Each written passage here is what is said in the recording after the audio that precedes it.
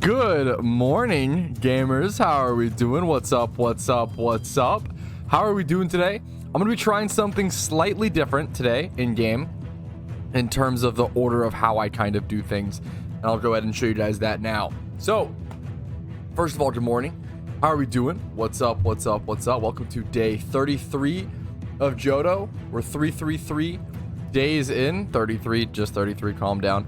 But I'm actually gonna be doing, when I said gym order, I apologize to anyone who felt baited. My gym order switch up, what I meant by that is I'm gonna be shiny hunting first, doing my gyms after. The reason being daytime nighttime shunts. I want to be able to abuse daytime and nighttime shunts. Miltank's obviously a daytime shunt.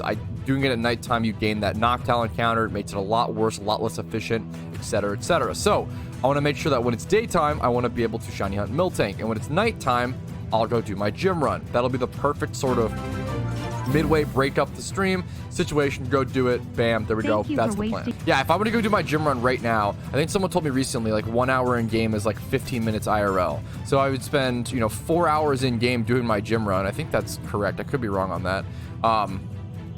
It would be 2000. Essentially, by the time I get done my gym run, I'd be able to hunt Miltank for like an hour, maybe less, and that's it. Abe and Bag, thank you for the charm today. I appreciate it. Rumel's in here popping off. Nice. Good luck to you guys. I'm gonna be straight up honest with you guys off the bat. I did not sleep well last night. Okay, I got like 5 hours, and I'm a goddamn drama queen. Okay, I need my 8 hours of sleep, or I'm a huge baby. So might be a little cranky today. Watch out in chat. Don't backseat. That's all I ever ask usually. Don't give unsolicited advice.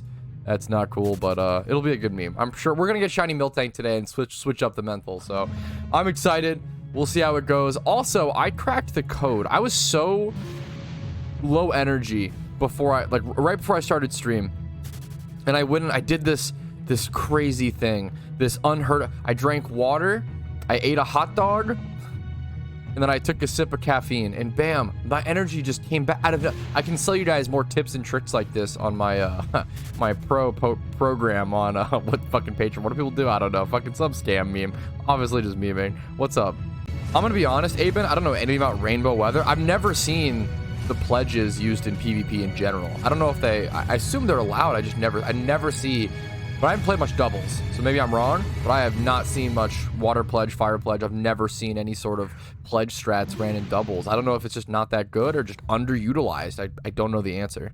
I had 800 hours in Pokemon Revolution before stopping 3 years ago. How much did this alternative improve? I don't know why, man. I don't know why that. Maybe I'm just fucking defensive of the game that I love. I don't know why calling PokeMMO the alternative tilts me, since Pro was largely made, from my understanding, I could be wrong, Pokemon historians could correct me. From my understanding, Pro was made in direct contrast, like after PokeMMO, and was made to combat PokeMMO, and was made by some disgruntled, I don't think it was devs, but like GMs and like higher ups in the staff. And a lot of people quit PokeMMO to go play Pro, and now that game's gone nowhere but downhill and has fucking crashed. And like, yeah, both are alternatives. That's fair. I think it's just I don't know why that. You're totally fine. I think Pro is I'm really not a fan of Pro. I think the market and the economy is atrocious, and I think that's like what is the backbone of an MMO. Pro is not even in like my top 4 or 5. It might be like number 4. Number 1, Pokemon. Obviously, my favorite Pokemon MMO is PokeMMO. I mean, that's by far right. Number 2 would probably be PokeONE, and then I'd say number 3 is PBO or Pokemon Blaze Online. Maybe number 4 is probably Pro after, but I think Pro is not even on the list for me. I'm really not a huge fan of Pro. I think a lot of the balancing decisions, it just seems like a very like strange game. A lot of the balancing decisions, and I think the economy has never been even tried to fix. I don't know, and I feel like once an economy dies, an MMO dies. Like both have to function in unison. PokeONE had a really strange launch. I liked PokeONE when it launched, but it had some of the most insane server issues I've ever seen in any Pokemon MMO. Like, you could not log in. PokeONE had a lot of DDoSing issues as well. PokeONE was getting DDoSed for like a solid year, and it really killed the game, from my understanding. Dude, there's so much like Pokemon MMO history shit that people could do on YouTube. That'd be like really good, high quality documentary stuff. I'm a fucking dog shit editor, so I couldn't do that, but there's some really interesting stuff. where it's like PokeONE was a really interesting game that its launch really crippled it, unfortunately. I think it could have skyrocketed a lot more, but even then, most Pokemon MMOs just don't, most MMOs in general just don't last long term, right? Like the whether an MMO lives or dies is probably decided within its first like 2 years, like 2 to 5 years maybe, give it more of like a leeway. But like long term and longevity is everything. Anybody can make a short term. What was that one? Was it the Amazon MMO, or is it Lost Ark population? So many MMOs will come out and be fucking huge. What was the Amazon MMO? And then just die. New World population. So many MMOs come out, are super hype, are super interesting, and just don't have the longevity. There's currently 11,000 people playing New World, which is honestly like not. It's a live game. It's a small MMO or whatever, but that's like pretty fair versus the millions and millions that played day one and stuff. And obviously the day one's always going to be higher, but that's a significant drop off. I think MMOs, like, all that matters is longevity and player retention, which is what I care about so much with PokeMMO. Is like player retention is everything. And PokeMMO is one of the very fewest games that have continued to grow after 10 years. I can only think of like what video games have grown after 10 years of being out. PokeMMO, RuneScape, maybe like I don't know what else. Like WoW Classic had a resurgence for it, but like what it's very No Man's Sky is gaining traction after years, but not 10 years. It's very rare that you'll see a game gain traction after 10 years. Rainbow Six Siege, I don't know enough about it, so I can't talk. I would be really shocked if BDO is gaining players after 10 years. BDO is a really interesting MMO. I actually have a lot of love and respect for it. Minecraft, it's not gaining. Guys, gaining players after 10 years. There are games that are still popular after 10 years, but what games are on an upward trajectory? I don't think Minecraft is like on an upward trajectory. Like, they're probably downhill, but I could be wrong. I have to double check. Like, on a actual, like, more players than ever daily login player base, right? What I mean by upward, I probably should preface. What I mean by upward is not like, oh, so, man, how do I explain this? Imagine the game had like 1 million active players, 1 million active players per day on launch, right? And then in 5 years, you had 100K active players. And then in like 10 years, you had 600K active players. That's not upward. That's not like, you're trending upward, but it's not all-time growth is what I'm talking about. There's very few games that like released and like are now bigger than they were upon their release. There's very few games that are like that. What I mean by bigger is daily active players. Obviously the total players continues to go up. That's, you know, obvious, right? But there's very few games that release, have a daily active player count that is lower than like 10 years down the road. There's very few games that have that situation, from my understanding. That's a good question, Hydro. I think all you need to catch Raikou is one level 100 Breloom. If you have a level 100 Breloom with False Swipe and Spore, I think you'll be totally good. It's a surprisingly easy catch in terms of like controlling the battle. Much easier than an Alpha, for example. I'm a PokeMMO noob. What do you mean by turbo cheap Mons? What's a good example of this, and why do they get boosted?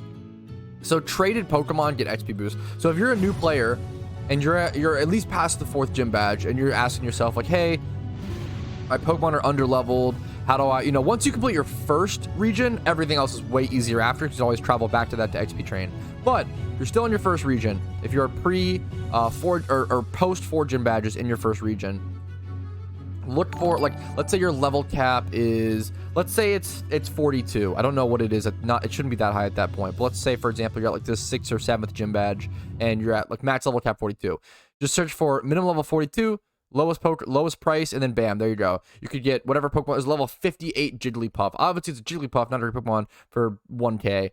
Persian, actually not a bad, you know, Pokemon, 1K. Like, there's gonna be so many cheap, turbo cheap. Just don't buy one that's too over leveled. If you buy one over your max obedience, it'll just kill itself immediately in battle. You will not be able to use it. But like, there are going to be some decent Pokemon like this Persian you can use for 1K. This Vulpix, timid Vulpix, it's a Ninetales right there waiting to happen. That's really good. 1K, I think it needs like a Firestone or whatever. There's so many like hyper cheap.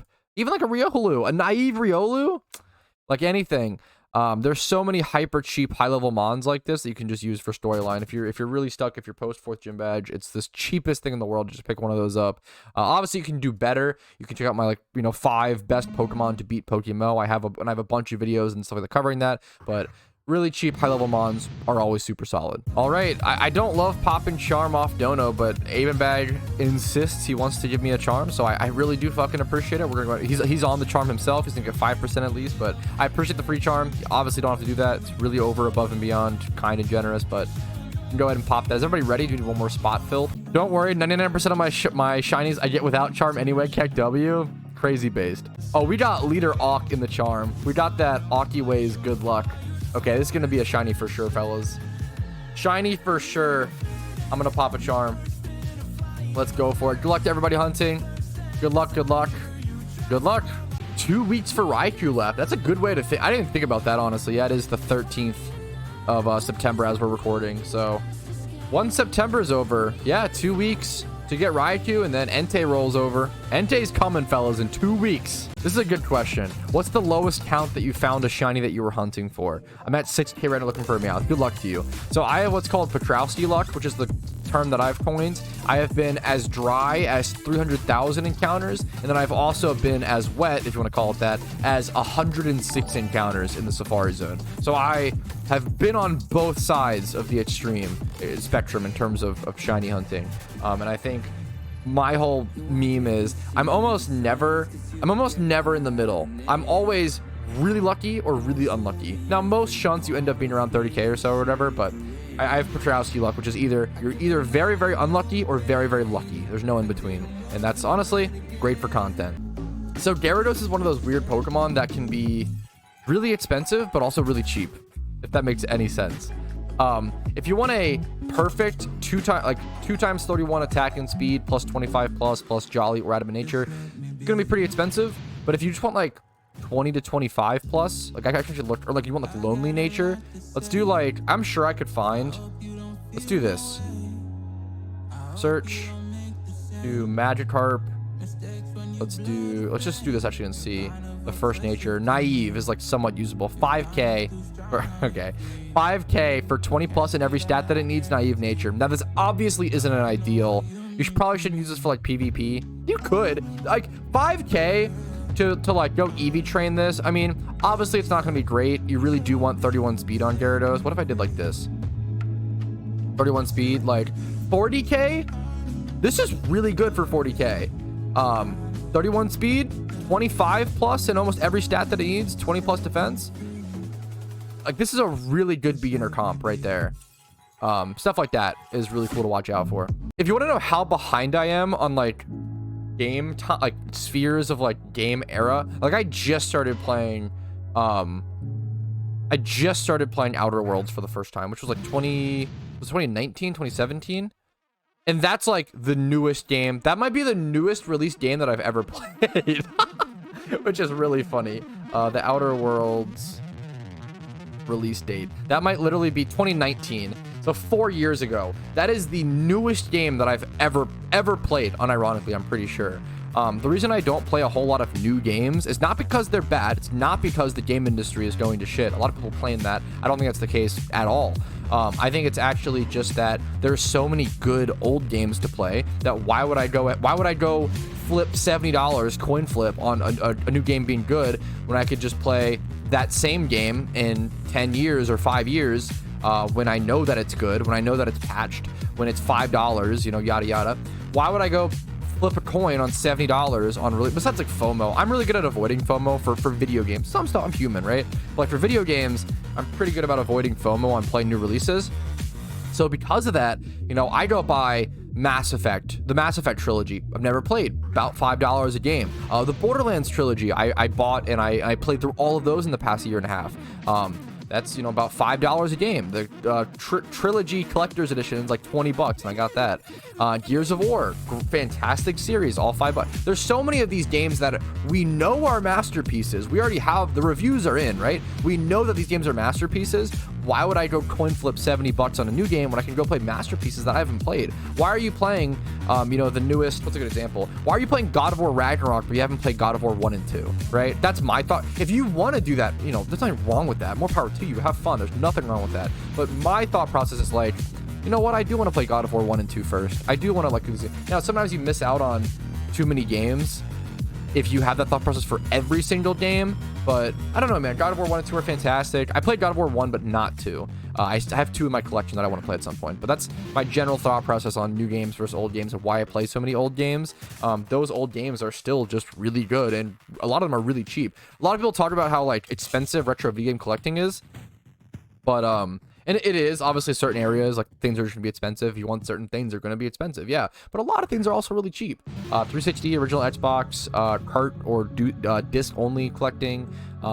There's a lot of stuff. Japan, it's a lot of Japan imports or region-free collecting can be really good. A lot of stuff is super cheap still. You can still find a lot of great deals, and I love collecting on a budget. It's fun for me, honestly.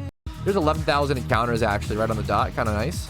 I was currently offline for 6 days in PokeMMO and was selling 67 Pokemon, but none sold. Am I doing anything wrong? If you, this may sound harsh, but if you were offline for 6 days and had 67 Pokemon listed and none sold, to me, that screams there's a pricing issue.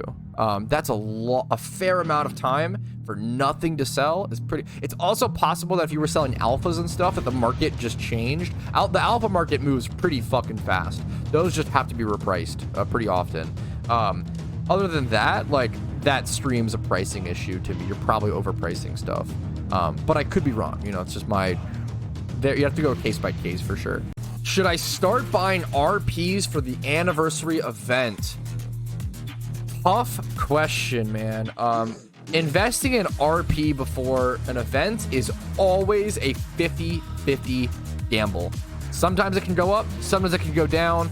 It's all basic supply and demand. If the gift shop vanity is really good, people are going to want it. Going to want RP vouchers. If people need RP for other reasons, you know, people are going to buy RP. If there's a fair amount of whales who are playing the game actively and want to buy a bunch of RP vouchers to make Pokeyen, like, it is a absolute RP investing.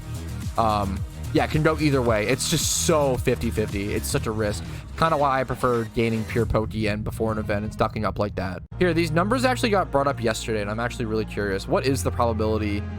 What is the probability? Let me bring up the forum post. What is the binomial distribution chance of not getting a shiny at around 100,000 encounters? Let me just actually go back to the video. That'd probably be literally more helpful. All right, here is the infamous graph for those who aren't familiar. Bam. Binomial distribution, ladies and gentlemen. Some straight up nerd shit. All of this was made just to talk about fucking different colored virtual monsters. So you can see without donator, without shiny charm, at 100,000 encounters, you have around a 96.4% chance. That seems really, but even then, if you think about it like that, like, okay, that's not that crazy. So 96% chance to have gotten a shiny by then. That means that 4 out of every 100 shiny hunts, which isn't that crazy, 4 out of every 100 shiny hunts, you should go over 100k dry. That's not that, you know, that, you know, that makes sense. I don't know. I think that's pretty fair. Kind of interesting. No, it's nighttime. Noctowls. That means it's gym run time, though. So at least there's a benefit there. Could be worse. Wait, I'm an idiot. I'm on shiny charm, though. I should actually. Okay, let me just go to Dratini, I guess. I should just keep shunting, even though I'm. Oh man, kind of awkward. That's okay though. We'll go shunt to Dratini for the last 25 minutes. Is red reset today? I don't actually know when my. I'd have to double check. I actually don't even know when my red fight is up. I'd have to double check when I last did it for sure. What do you like the most about your 3 favorite Mons? I actually made a video talking about why I like quote-unquote bad Pokemon. I recommend going to watch it. It's kind of a little deeper of a, it sounds cringe, but like a little bit more of a serious video. I really like that my 3 favorite Pokemon, if you don't know, number 1 is Shuckle, number 2 Rampardos, number 3 is Stunfisk. I like that they're really bad Pokemon, but like they have things they're good at. Like Rampardos is good at attacking. It has an insane attack stat.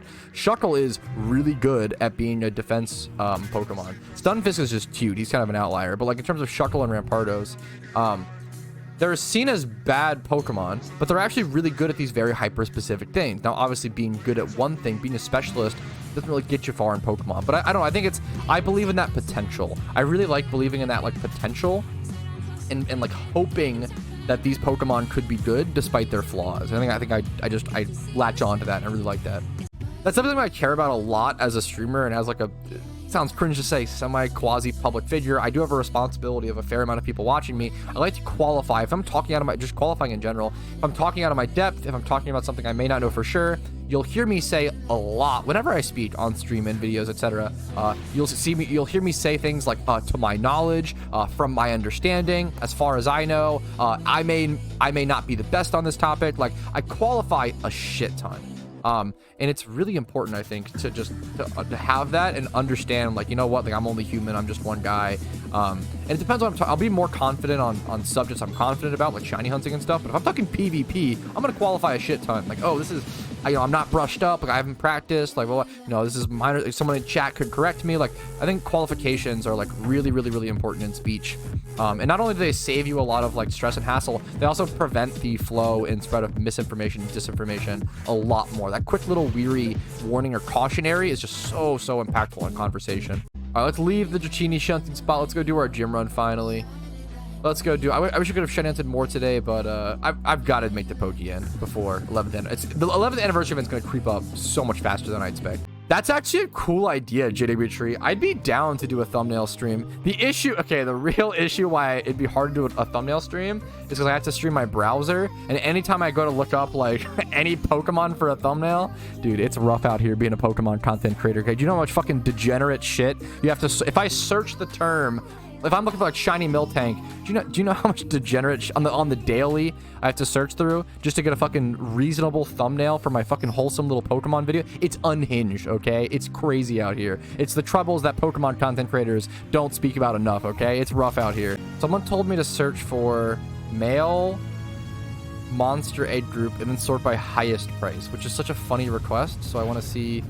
I see why you wanted me to check that. Someone listed a Pat's OT, a random Gyarados for 900 mil. What an accurate price. Well done. Hopefully it sells. It should insta sell, honestly. What a deal. Yeah, Serene Grace is an interesting ability. I fucking hate to see Serene Grace Jirachi. I already hate Serene Grace Togekiss. The way that I feel about Serene Grace is that it's actually kind of a cool ability, but Serene Grace should probably be treated like huge power, like putting it on, like, really weak Pokemon, but it's a huge ability that really makes them a lot stronger, makes them viable.